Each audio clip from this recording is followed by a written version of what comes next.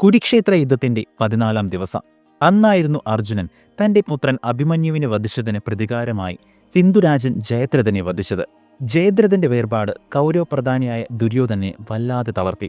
ദുര്യോധനന് കർണൻ എങ്ങനെയായിരുന്നുവോ അതുപോലെ തന്നെയായിരുന്നു സിന്ധുരാജൻ ജയദ്രഥനും. ജയദ്രഥന്റെ മരണവാർത്തയറിഞ്ഞ ദുര്യോധനൻ വിഷപ്പല്ലുപോയ മൂർഖനെ പോലെ യുദ്ധഭൂമിയിലിരുന്നു. ആ സമയത്ത് ദുര്യോധനന്റെ മനസ്സിൽ പല ചിന്തകളും കടന്നുവന്നു. അതിൽ ഒന്നായിരുന്നു അർജുനനെ തോൽപ്പിക്കാൻ കൗരവപക്ഷത്തെ ആർക്കും കഴിയില്ല എന്ന സത്യം. അർജുനനെ പിടിച്ചുകെട്ടണമെങ്കിൽ മഹാഗുരു ദ്രോണർ മുന്നിട്ടിറങ്ങണം. പക്ഷേ അതിന് അദ്ദേഹം കൂടി വിചാരിക്കണം. കാരണം ആചാര്യന്റെ ഏറ്റവും പ്രിയപ്പെട്ട ശിഷ്യനാണ് അർജുനൻ. അർജുനനെ തോൽപ്പിക്കാൻ ദ്രോണർ വേണ്ടത്ര കരുത്ത് പുറത്തെടുക്കുന്നില്ല എന്നാണ് ദുര്യോധനന്റെ പരിഭവം. എന്നാൽ ഇതിന് ഒരു അടിസ്ഥാനവുമില്ല. കാരണം അർജുനനെ തോൽപ്പിക്കാൻ സാക്ഷാൽ ഇന്ദ്രന് പോലും സാധിക്കില്ല എന്ന് ദ്രോണാചാര്യർക്കറിയാം. എങ്കിലും ദുര്യോധനന്റെ തുടരെയുള്ള ഈ ആക്ഷേപത്തിന് അന്ത്യം കുറിക്കാൻ ദ്രോണർ പടച്ചട്ട് കെട്ടി തയ്യാറെടുത്തു. ആ ദിവസം സൂര്യൻ അസ്തമിച്ചതിനു ശേഷവും യുദ്ധം തുടർന്നു. സൂര്യൻ മായുന്നതിനു മുമ്പ് ആയുധം താഴെ വയ്ക്കണമെന്നതായിരുന്നു കുരുക്ഷേത്ര യുദ്ധത്തിലെ നിയമം. പക്ഷേ പിതാമഹൻ ഭീഷ്മർ വീണതു മുതൽ യുദ്ധനിയമങ്ങളും പഴങ്കഥയായി.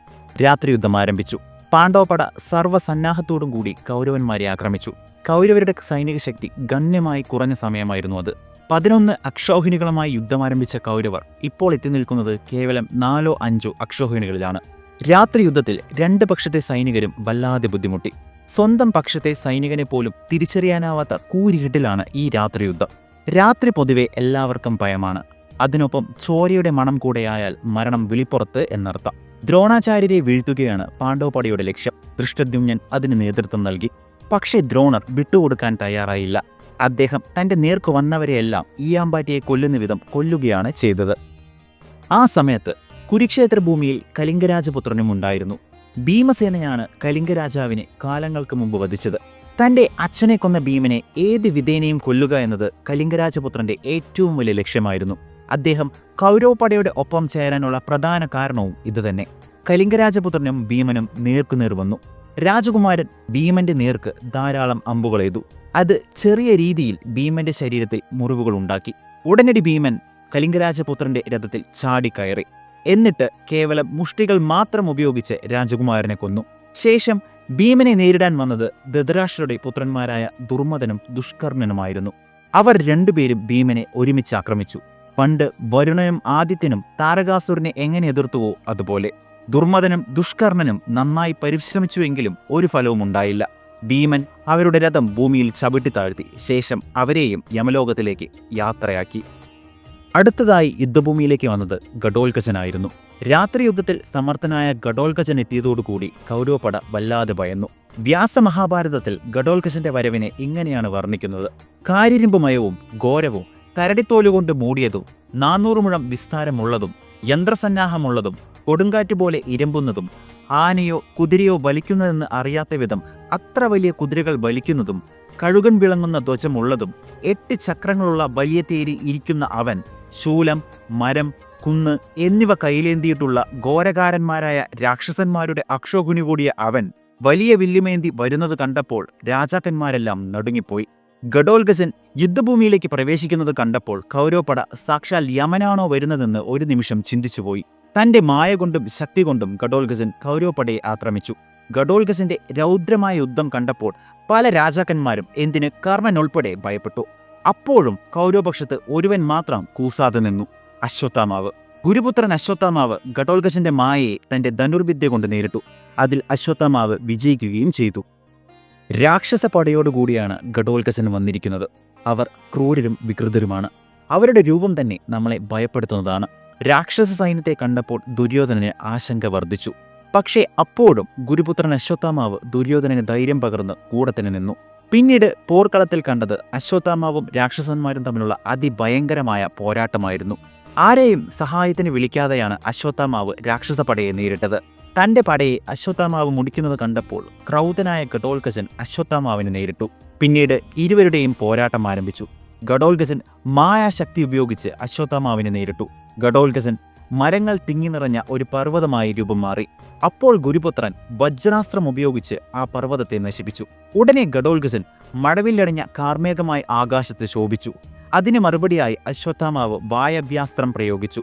തന്റെ മായാശക്തി അശ്വത്ഥാമാവിന് മുമ്പിൽ വിലപ്പോകില്ലെന്ന് മനസ്സിലാക്കിയ ഘടോൽകചൻ രാക്ഷസ സൈന്യത്തെ ദ്രോണപുത്രനെ കൊല്ലാനായി പറഞ്ഞുവിട്ടു. രാക്ഷസന്മാർ പലതരത്തിലുള്ള ആയുധങ്ങൾ ഉപയോഗിച്ച് ദ്രോണപുത്രനെ വെള്ളം കുടിപ്പിച്ചു. അല്പം വെള്ളം കുടിച്ചെങ്കിലും ദ്രോണപുത്രൻ രാക്ഷസന്മാരെ ഒരു പരിധിവരെ തടഞ്ഞു നിർത്തി. പിന്നീട് അശ്വത്ഥമാവും ഘടോൽകചനും മുഖാമുഖം വന്നു. അവർ രണ്ടുപേരും തങ്ങളുടെ പക്കലുള്ള ദിവ്യചാപങ്ങൾ പ്രയോഗിച്ചു. ജയവും തോൽവിയും മാറിക്കൊണ്ടിരുന്നു. ഒരു തവണ അശ്വത്ഥമാവ് വിജയിച്ചാൽ അടുത്തത് ഘടോൽകചനായിരുന്നു. ആ സമയത്ത് അശ്വത്ഥമാവിന് ഘടോൽകചനേക്കാൾ വ്യക്തമായ ആധിപത്യമുണ്ടായിരുന്നു. ഉടൻ തന്നെ ഭീമനും ദൃഷ്ടദ്യുമ്നനും അശ്വത്ഥമാവിനെ നേരിടാൻ അവിടെ എത്തി. പക്ഷേ ഒന്നും സംഭവിച്ചില്ല. അവർക്ക് നേരെയും അശ്വത്ഥമാവ് ശരവർഷങ്ങൾ തൂകി. പിന്നീട് ഘടോൽകചന് നേരെ ദിവ്യമായ സായകം എന്ന അസ്ത്രം അശ്വത്ഥമാവ് അയച്ചു. അത് കൃത്യം ഘടോൽകചന്റെ മാറിൽ തറച്ചു. ഘടോൽകചൻ യുദ്ധഭൂമിയിൽ തെറിച്ചു വീണു. പക്ഷേ അവൻ മരിച്ചില്ല. അപകടം മനസ്സിലാക്കിയ ദൃഷ്ടദ്യുമ്നൻ അശ്വത്ഥമാവിന്റെ മുമ്പിൽ നിന്നും പടയെ തൽക്കാലം പിൻവലിച്ചു. മറുവശത്ത് കർണനും ദ്രോണരും പാണ്ഡവ പടയെ തകർത്ത് തരിപ്പണമാക്കിക്കൊണ്ടിരുന്നു. അന്നായിരുന്നു കർണന്റെ യുദ്ധമികവ് ഭഗവാൻ ശ്രീകൃഷ്ണൻ നേരിൽ കണ്ടത്. കർണൻ പാഞ്ചാല സൈന്യത്തെയും ദൃഷ്ടദ്യുമ്നനെയും തോൽപ്പിച്ചു നിൽക്കുന്ന സമയമായിരുന്നു അത്.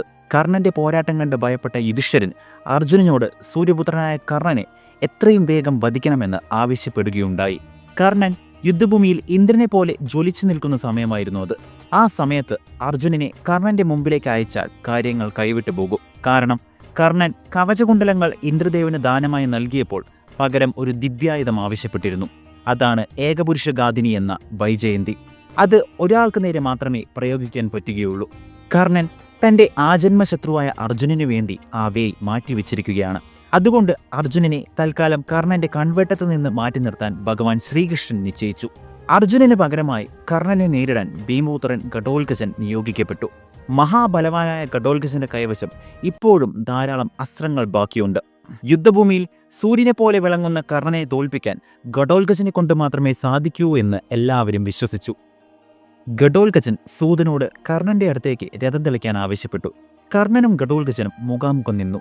കാളയോട് കാളയെന്ന പോലെയും ആനയോട് ആനയെന്ന പോലെയുമായിരുന്നു അവർ തമ്മിലുള്ള പോരാട്ടം. തുല്യശക്തികൾ തമ്മിലുള്ള പോരാട്ടത്തിൽ കർണന് മേൽക്കൈ നേടാനായില്ല. ഒടുവിൽ കർണൻ ഘടോൽകചന് നേരെ ദിവ്യാസ്ത്രം പ്രയോഗിച്ചു. പക്ഷേ ഘടോൽകചൻ അതിനെ തന്റെ മായ കൊണ്ട് തടുത്തു. പിന്നെയും കർണൻ വിവിധ തരത്തിലുള്ള അസ്ത്രങ്ങളും ശരങ്ങളും ഘടോൽകചന് നേരെ പ്രയോഗിച്ചുകൊണ്ടേയിരുന്നു. കർണൻ ഏത് അസ്ത്രം പ്രയോഗിച്ചാലും ഘടോൽകചൻ അത് തടുക്കും. കർണൻ ക്ഷീണിതനായി. കർണനെ ഘടോൽകചൻ തോൽപ്പിക്കുമെന്ന് എല്ലാവർക്കും തോന്നി തുടങ്ങി. ആ സമയത്താണ് അലായുധൻ എന്ന രാക്ഷസൻ യുദ്ധകളത്തിലെത്തിയത്. ഘടോൽകചനെ കൊന്ന് കർണനെ അവനിൽ നിന്നും രക്ഷിക്കാൻ ദുര്യോധനൻ അലായുധനോട് ആവശ്യപ്പെട്ടു. അലായുധൻ വരുന്നത് കണ്ട് ഘടോൽകചൻ കർണനെ വിട്ട് അവനോട് യുദ്ധം ചെയ്യാൻ നിശ്ചയിച്ചു. രണ്ട് രാക്ഷസേന്ദ്രന്മാർ തമ്മിൽ അതിഭയങ്കരമായ പോരാട്ടം ആരംഭിച്ചു. ബകാസുരന്റെ അനുജനാണ് അലായുധൻ. തന്റെ ജ്യേഷ്ഠനായ ബകാസുരനെ കൊന്ന ഭീമസേനയോടുള്ള പകമൂലമാണ് അലായുധൻ കൗരവപക്ഷത്ത് ചേർന്നത്. ഘടോൽകചനും അലായുധനും പലവിധത്തിലുള്ള ബാണങ്ങളും ആയുധങ്ങളും ഉപയോഗിച്ച് യുദ്ധം ചെയ്തു. ഒടുവിൽ ഇരുവരും കൈവാളുകൾ കൈലേന്തി പോരാട്ടം കൊടുമ്പിരി കൊണ്ടു. പടുകൂറ്റൻ കാർമേഘങ്ങളെപ്പോലെ അവർ സംഘട്ടനം നടത്തി. ഒടുവിൽ ഘടോൽകചൻ തന്റെ വാളുകൊണ്ട് അലായുധന്റെ തല വെട്ടിയെടുത്തു. തുടർന്ന് ഘടോൽകചൻ അലായുധന്റെ തല ദുര്യോധനന്റെ മുമ്പിലേക്ക് എറിഞ്ഞുകൊടുക്കുകയാണ് ചെയ്തത്. ഇത് കണ്ട ദുര്യോധനൻ വല്ലാതെ അമ്പരന്നു. അലായുധ രാക്ഷസനെ വധിച്ച് സന്തോഷത്തോടെ ഘടോൽകചൻ പടത്തലക്കിൽ നിന്നുകൊണ്ട് ഭയങ്കരമായി അലറി. കൗരവപക്ഷത്തെ സൈനികരെല്ലാം അവന്റെ അലർച്ച കേട്ട് ഭയന്നു. പാണ്ഡവർ ഘടോൽകചന്റെ രൗദ്രരൂപത്തിന്റെ അകമ്പടിയോടെ കൗരവന്മാരെ കൊന്നുതള്ളി. കൗരവപക്ഷത്തെ സൈനികന്മാർ ഘടോൽകചന്റെ ഉഗ്രരൂപം കണ്ട് ഭയന്ന് 4 ദിക്കുകളിലേക്കും ഓടി ഒളിച്ചു. അതിൽ ചിലർ ഇപ്രകാരം പറഞ്ഞു: കുരുക്കളെ ഓടിക്കൊള്ളുവിൻ, എല്ലാവരും ഓടിക്കൊള്ളുവിൻ. ഇത് സാധാരണ യുദ്ധമല്ല, ഇത് ഇന്ദ്രാദി ദേവന്മാർ പാണ്ഡവർക്ക് വേണ്ടി നടത്തുന്ന കൂട്ടക്കൊലയാണ്. ആ ഭയാനകമായ അന്തരീക്ഷത്തിൽ പാണ്ഡവ സൈന്യത്തിലേക്ക് ഒരാൾ കയറി ചെല്ലുന്നതായി കൗരവന്മാർ കണ്ടു. അവനാണ് കർണൻ. കർണൻ തന്റെ സകല വീര്യവും ഘടോൽകചന് നേരെ പുറത്തെടുത്തു.